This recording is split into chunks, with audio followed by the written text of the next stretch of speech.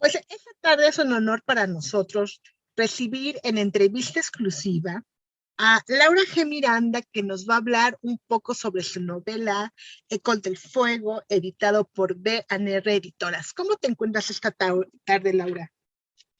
Muy feliz, Patricia, para mí la oportunidad de estar cerca de México, de estar un poco con ustedes, aunque esté aquí en mi casa en Argentina, realmente siempre es un motivo de alegría, ¿no? La forma en que han recibido mis libros, estoy muy ansiosa por ir a abrazarlos.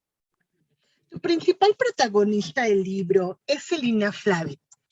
Es una chica que era pequeña, la dejó marcada que no sentía la comprensión ni el amor de su madre.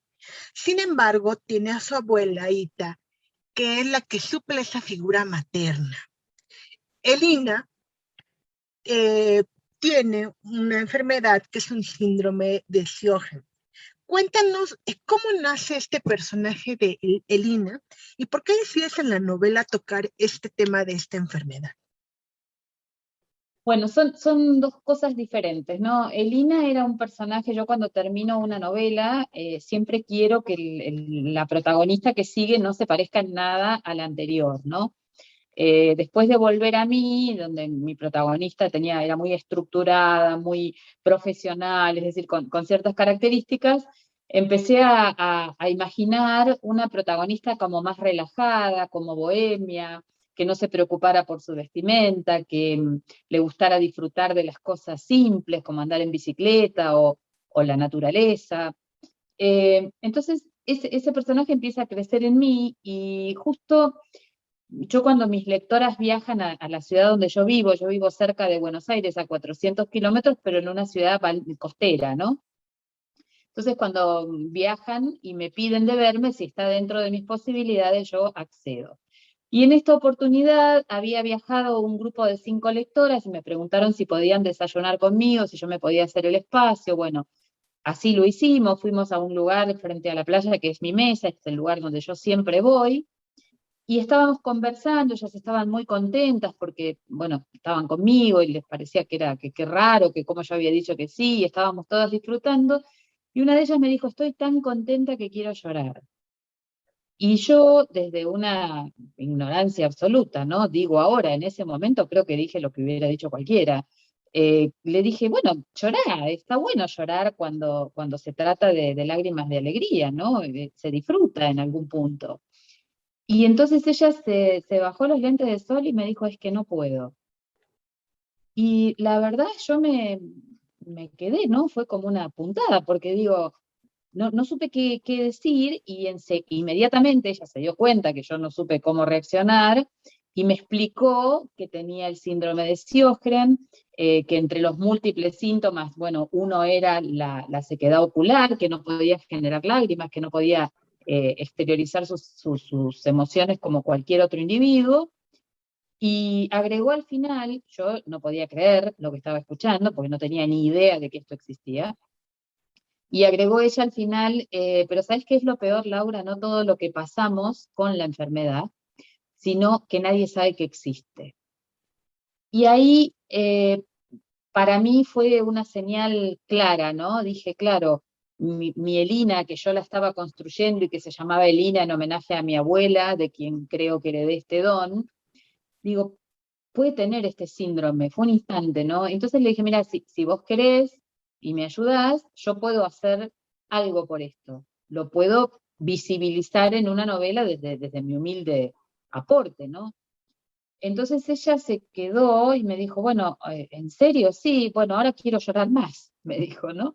Bueno, después terminamos riendo de eso, pero así fue que el síndrome de Sjögren entra en mi vida, ¿no? De una manera, eh, digamos, inesperada, pero que yo supe detectar. Yo me manejo mucho con las señales, de hecho en todo el libro el libro en sí mismo es una señal, Uh-huh, ¿no? uh-huh.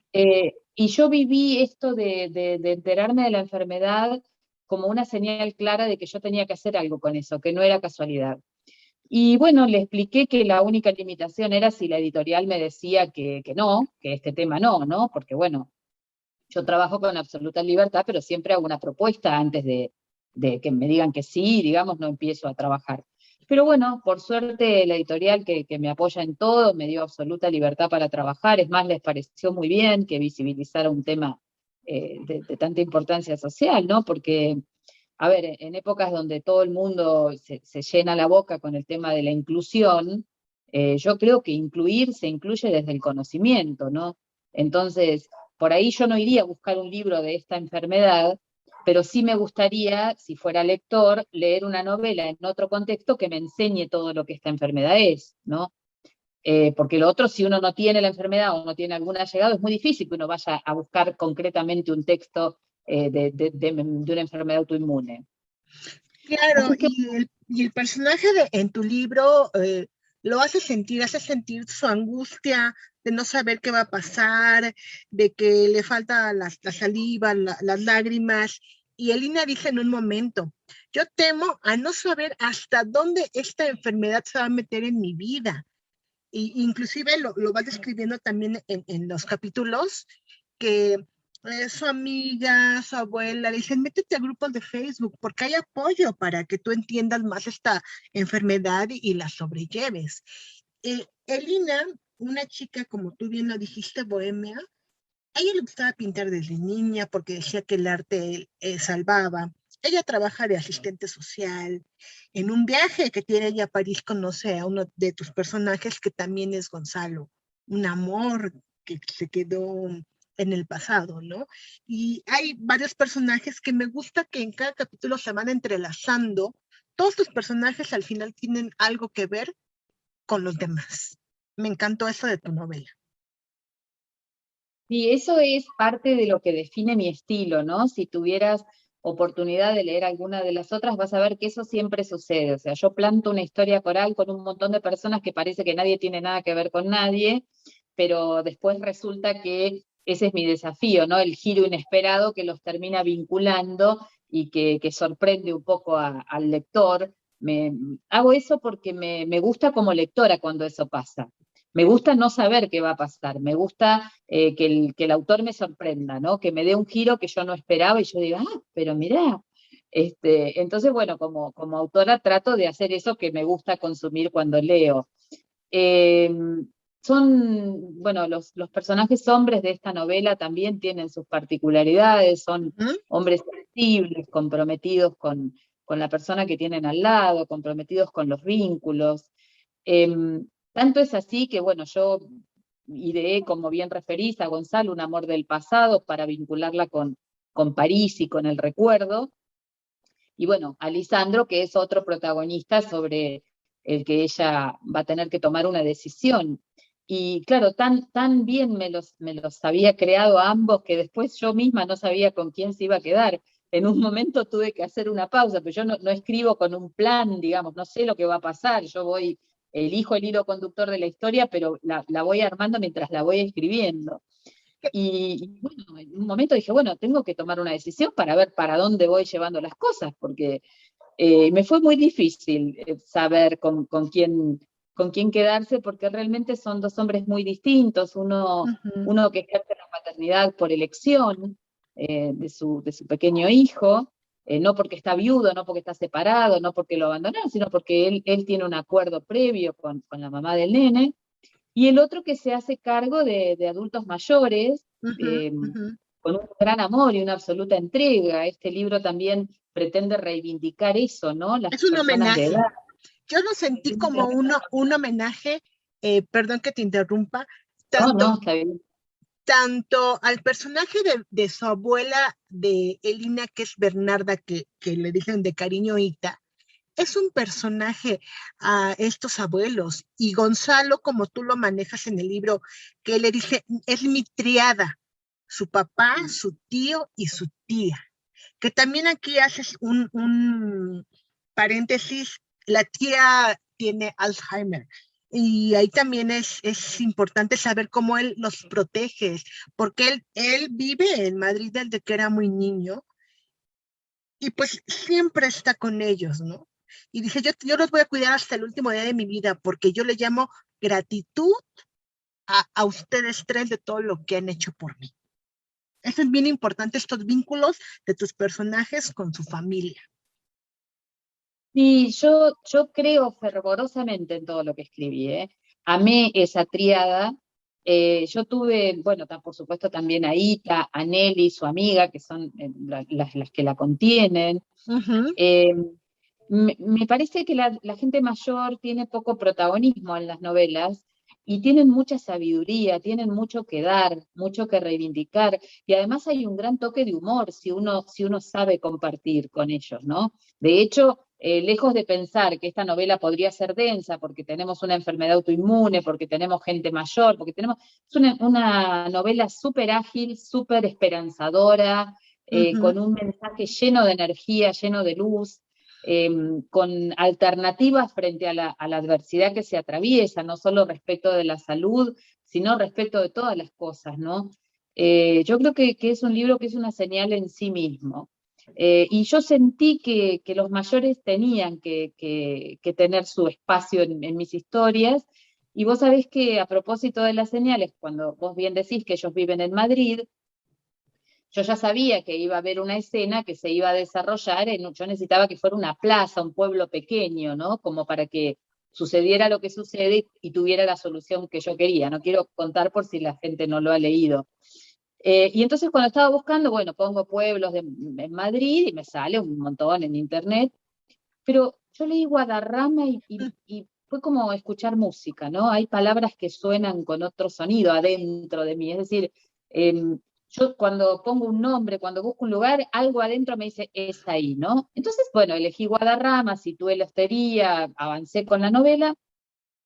Cuando llego a la escena, ya había decidido que en el libro quería hacerle un homenaje a los adultos mayores, y cuando llego a la escena donde necesitaba la plaza, bueno, busco un video para imaginármela en el lugar concreto, ¿no? Y ahí descubro que hay una escultura de Roberto Reula, que en el reverso del libro está, que hay un Ujú. anciano con una gorra apoyado en un bastón como mirando el horizonte, que es la única escultura en el mundo que le rinde homenaje a los ancianos del mundo propiamente, ¿no? Así que dije, bueno, indudablemente estoy en el camino correcto, ¿no? Esto también es una señal, porque mm, me quedé como, a ver, podría haber elegido cualquiera de los otros pueblos y hubiera estado bien igual, pero no hubiera estado esa escultura. Así que consigo el libro, todo ha sido así en esta novela, ¿no? Mientras, bueno, volvía con Elina en la cabeza y este tema del síndrome de Sjögren, llego a casa un día y que es el otro gran hilo conductor, y entro y en la TV de mi living estaba el incendio de Notre Dame. Ujú. Y entonces yo miré y mientras las noticias contaban que se estaban incendiando las agujas de Notre Dame, yo vi todo lo que me faltaba para construir mi novela, ¿no? Es decir, yo vi otra cosa. Vi el enlace del fuego, sentí esto de la sequedad de la enfermedad junto a el fuego como un elemento para hacer jugar estas situaciones. Eh, Sentí París como el pasado, como el lugar para viajar dentro de la historia. Así es que, por eso digo, como dije al principio, que el libro ha sido una señal permanente, ¿no? Porque lo construí todo así, como yo soy muy observadora de todo lo que pasa en el entorno, siempre que miro lo que todo el mundo mira, por ahí yo veo otra cosa, ¿no? Porque es como que siempre estoy imaginando o creando. Y este libro fue así, fue la suma de mis miradas sobre un montón de cosas que estaban ahí, y que la generalidad de las personas veía en otra noticia, ¿no? Sí, también tienes el personaje, lo tocan en recuerdos, más que nada, a Renata, que es la mamá de Elina. Un Y ahí personaje, está contada a dos tiempos, ¿no? Porque hay que decirlo, Elina pierde a su mamá en un incendio, de aquí en la importancia del fuego como ujú, detonante de esa memoria selectiva que ella tiene, que no recuerda bien qué ha sucedido. Y bueno, está contado a dos tiempos para contar también la verdad de la mamá de Elina, ¿no? que más que nada el rechazo, ¿no? El por qué le tenía el rechazo a su hija, el que se enamora de un hombre casado, luego que se va también a París, que conoce a la otra persona, que al final de cuentas eh, ella misma duda de quién es el papá de Elina, ¿no? Este mundo, cuando Elina le pregunta, oye, dime mamá, ¿quién es mi padre? Que pues le crea una fantasía también, ¿no? Y que al final cuando fue el incendio, cuando se entera de lo que pasa con la persona que tanto quería y que detona todo esto por la depresión que ella tenía, cómo va dejando pistas, pistas, pistas es lo que tú dices, ¿no? También, ¿cómo creas este personaje de Renata? Bueno, es una realidad muy dolorosa, pero es una realidad, ¿no? Yo, esto de un vínculo que no es el mejor entre madre e hija, yo creo que la maternidad es un tema tan amplio que se puede tener hijos biológicos y nunca haber maternado, o al revés, se puede no haber tenido hijos nunca biológicos y sí haber cumplido con el rol de mamá. Sobre este tema va mi última novela, Las otras verdades, eh, que me parecía que había que decirlo, ¿no? Mis historias tienen una característica y es que son verosímiles. Todo lo que yo cuento o sucede o puede suceder o le ha sucedido a alguien cercano. Entonces, construí a Renata desde ese lugar y desde la concepción de que también las enfermedades tienen un origen emocional. Ujú. Por supuesto, esto no significa que, bueno, no haya una explicación científica para lo que es cada padecimiento o cada diagnóstico, pero este vínculo, en alguna medida, yo creo que es un poco la causa de parte de la enfermedad que a Elina se le revela a los 30 años. Por eso es que también elegí este conflicto, porque, digamos, investigando al revés, llegué a la conclusión de que el origen emocional de muchas enfermedades autoinmunes tiene muchas veces que ver con los vínculos, ¿no? Por supuesto, esto es una cuestión de creer en este tipo de cosas, ¿no? Yo no tengo un 100% de certeza de que es así. Pero bueno, en la ficción todo vale y yo mezclé las cosas en las que creo con las que suceden a mi protagonista. Construir a Renata fue difícil porque, bueno, es difícil ponerme en el lugar de una madre que siente cierto rechazo por su hija, ¿no? Yo tengo hijos y no me puedo imaginar que eso suceda, pero sé de casos en que sí sucede. Entonces traté de crear una historia en la que Lina tuviera una respuesta, ¿no? Un poco con la esperanza de que todos aquellos que se sienten rechazados por su mamá o por su papá, eh, piensen que a lo mejor también hay una respuesta, que no justifica ese accionar desde mi punto de vista, pero por lo menos lo explica, que no es poco, ¿no? Ponerle palabras a una situación hace que esa situación se aliviane y que ya no sea una carga para cada individuo. Así es que, bueno, Renata fue un personaje poco querido al principio y bastante comprendido al final, ¿no? Según las devoluciones de mis lectoras. Eh, y un personaje víctima de sus propias circunstancias, ¿no? Porque Ujú. también elegir los caminos de la vida que no hacen bien, y bueno, termina quedándose con la vida de quien los elige, ¿no? De una manera o de otra. En este caso se quedó literalmente con la vida de Renata, pero porque bueno, esa noche del incendio hay toda una situación que se Ujú. genera y bueno, para los que creemos que nada es azar como yo, todo cerró en ese sentido, ¿no? Pero creo que es un buen personaje para reflexionar sobre los vínculos, sobre los rechazos y sobre las razones fundamentalmente, ¿no? No se es padre con un manual, ni madre con un manual, cada uno hace lo que puede en ese rol. Y bueno, creo que Renata fue un ejemplo de eso, ¿no? De lo que pudo sumado a su propia historia. Como bien lo comentaste, otro de los personajes principales es Lisandro Ples. Él es psicólogo, tiene una relación con su esposa Melissa Martínez por el cuidado de su hijo Dylan. Melissa se dedica a una agencia de viajes y pues anda por todo el mundo. Entonces llegan a un acuerdo donde le dice a Lisandro, ¿sabes qué? Déjame a Dylan y tú cuando vengas lo puedes ver y sin problemas somos felices. Y por azar el del destino, de coincidencias, diosidencias, ellos tienen un gato. Me encantó también ver este personaje, yo lo puedo decir que este personaje también a Batman, eh, porque se les escapa y llega a la ventana de Lina cuando ella está pintando. Y este personaje, este Batman, une sus caminos. Entonces realmente es increíble todo esto de estas coincidencias y cómo mezclas por este pequeño personaje que su vida de ellos se encuentre. Háblanos de esto. Bueno, la verdad es que yo adoro los gatos y era una persona que antes de tenerlos, tengo dos gatas rescatadas, y antes de tenerlas me parecía que no me gustaban o no sabía lo que era ser dueño de un gato, ¿no? O de una gata. Son animales extremadamente independientes, muy energéticos, transmutadores de energía, muy divertidos además.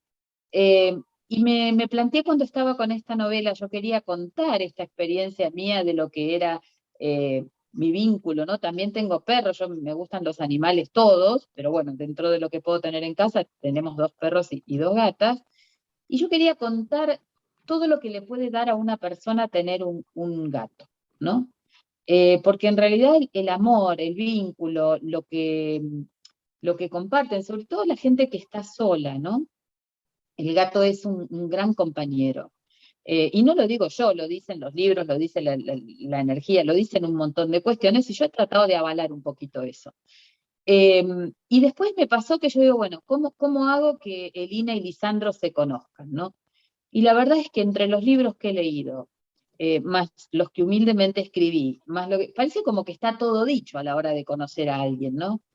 Y esto de que el gato se metiera por la ventana y que tuviera una chapita identificatoria y que entonces ella para devolverlo a su dueño terminara conociendo a alguien, me pareció creativo, me pareció divertido, me pareció verosímil también, porque de verdad que acá en casa dos por tres en el balcón aparece algún gato y bueno, yo siempre me acerco y los acaricio. Si alguno tuviera una chapita, yo llamaría para devolverlo, ¿no? Así que tuvo que ver con eso. Y por supuesto es muy simbólico también el tema de las señales, ¿no? Y de que nada es casualidad. Yo creo que todo es causalidad. Indudablemente estas dos Ujú. personas tenían que encontrarse y bueno, el universo tuvo esta idea genial que fue mandar el gato a meterse donde no vivía, ¿no? También en tu novela me gustó mucho esos vínculos de la amistad. Todos los seres humanos necesitamos de unos amigos que te van a apoyar en las buenas y en las malas, malas, malas. Como es el caso de Elina con su amiga Estela, que a pesar de que Estela es 10 años mayor, las une esta amistad. Y otra amistad también bien fuerte y importante es la de su abuela Ita con Eli, que son súper amigas también y que también Eli le va a ayudar mucho a que la abuela comprenda por medio de la meditación, de mantras, esta enfermedad autoinmune de Elina. Cuéntanos de estos vínculos de estas personas en la novela. Bueno, la realidad es que la amistad tiene un rol protagónico en mi vida, ¿no? Yo creo que yo soy una persona muy agradecida de las amigas y los amigos que tengo, y me parece que en épocas de crisis, en las malas, son los amigos los que nos salvan, ¿no? Porque a veces la familia está como más involucrada en lo que uno le pasa, eh, pierde cierta objetividad. La palabra de la familia es de adentro, en cambio la del amigo es una afuera que es adentro, pero es afuera, tiene otra mirada. Entonces, creyendo en la amistad como creo, siempre le rindo mi homenaje en todas mis novelas, ¿no? Por eso es que Lina tiene a su amiga Estela y que Ita tiene a su amiga Nelly en otras edades, eh, para ayudarlas a transitar, ¿no? Un amigo siempre es eso que nos ayuda a transitar y que hace que la vida sea un poco más fácil aún en momentos de tremenda adversidad, ¿no? Yo no asocio necesariamente la amistad con el festejo. La amistad, bueno, sí, se celebra, pero a veces no hay nada que celebrar y es la amistad la que nos salva. Así es que construí esos vínculos desde ese lugar. Aita, que es la abuela que la ha criado y que además ha tenido que sobrevivir a la muerte de su hija y aceptar que su hija no fue la madre que debió ser en todo caso, que es una cosa dolorosa, difícil. Aita la emparejé, digamos, con su amiga Nelly, que es una mujer jubilada, que busca otras verdades, que busca otras respuestas, y que cuando se entera de que la nieta de su amiga tiene una enfermedad autoinmune, empieza a buscar la causa emocional, empieza a buscar terapias alternativas que en modo alguno desplazan los conocimientos médicos, pero la realidad es que en este síndrome, como en tantas otras enfermedades autoinmunes, no hay cura, no hay ensayo clínico ni siquiera.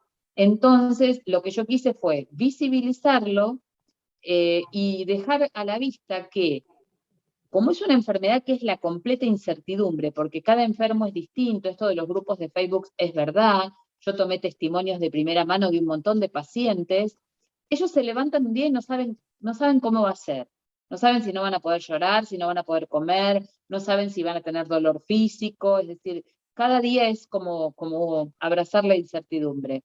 Entonces, estas alternativas como la meditación, el manejo de la energía, permiten cierto equilibrio, ¿no? Para manejar la enfermedad. En ese sentido he tratado de documentarlo, por más que es una novela, pero todo esto que digo no lo digo yo, lo dice Chopra, que es médico, lo dicen un montón de figuras que tienen que ver y que tienen un conocimiento científico de estas cuestiones. Así que las amigas son ese respaldo, ¿no? Ese hombro que se necesita y hago que fluya, ¿no? Porque, bueno, se complementan, se ayudan, se aconsejan, viven. También en tu libro me encantó ver mencionados a autores como Hemingway, como Gabriel García Márquez, como Deepak Chopra. Cuéntanos un poco de por qué los decidiste incluir en la novela. Bueno, a mí me parece que meter así pequeños fragmentos, se hace como, siempre pienso, bueno, si alguien me lee que no leyó a estos grandes, por ahí siente curiosidad y va a buscar esto que yo estoy contando muy brevemente, ¿no? Porque, bueno, dentro de la novela son citas con alguna explicación, con algunas frases muy, muy tentadoras o lindas o profundas. Lo hago con la intención de invitar al lector, si ya lo han leído, a recordarlo, a recordar a estos grandes, y si no lo leyeron, a sentir curiosidad por ir en busca de sus obras, ¿no? Ecos del Fuego se me hizo una novela muy entrañable, que con cada capítulo que lees quieres seguir leyendo otro, obviamente para llegar al final y saber la verdad, que nos tienes al hilo de la trama, porque en el penúltimo capítulo casi se resuelve la verdad de todo lo que pasó con Elina, con los chicos. ¿Cómo ha sido la retroalimentación de tus lectores con Ecos del Fuego? La verdad que yo tengo los mejores lectores del mundo, ¿no? Porque son incondicionales, la devolución ha sido excelente. En líneas generales, el denominador común es agradecer por haber puesto a la vista una enfermedad que no conocían. Muchos se fueron a buscar a ver de qué se trataba. Ni hablar, yo escribí esta novela por una paciente y la verdad es que son miles en el mundo. Entonces, cuando empecé a recibir mensajes porque bueno, entre ellos están comunicados a través de los grupos y demás, cuando empecé a recibir la devolución de quienes padecen la enfermedad y se sentían protagonistas, la verdad es que eso fue muy gratificante, muy emotivo para mí, sigue siéndolo. Es como a ver, ellos sienten que nadie sabe que existe esto que les pasa, ¿no? Entonces, desde ese lugar anónimo al humilde aporte de tratar de visibilizarlo con esta realidad, porque todo lo que yo cuento que le pasa a Elina les pasa, no es que está, digamos, suavizado, que está, no, es así.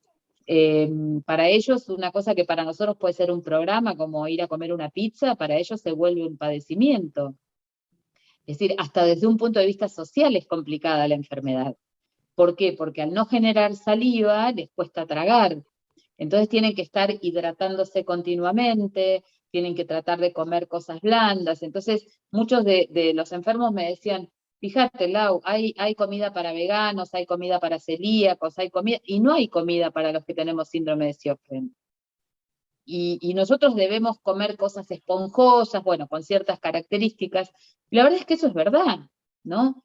Entonces yo sentí que fue lo mejor que pude haber hecho. O sea, volvería a escribir esta historia toda mi vida, todas las veces que se presentara ante mí, y cada día agradezco haber visto esa señal, ¿no? Porque también pienso que cuando mi lectora, a quien no nombro con nombre y apellido porque ella sí me lo pidió, no es porque yo no la quiera mencionar, cuando ella me dijo que bueno, que ella nadie sabía que esto existía y se puso contenta por esto. Yo podría haber dicho, bueno, informarme sobre qué era y podría haber quedado ahí, en esa mesa, ¿no?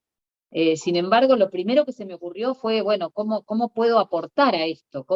Y bueno, después me puse la causa al hombro porque hay un día internacional en el que siempre hago algún video y bueno, me comunico con los pacientes, hicimos vivos con España, hay un gran número de enfermos en España, de Sjögren.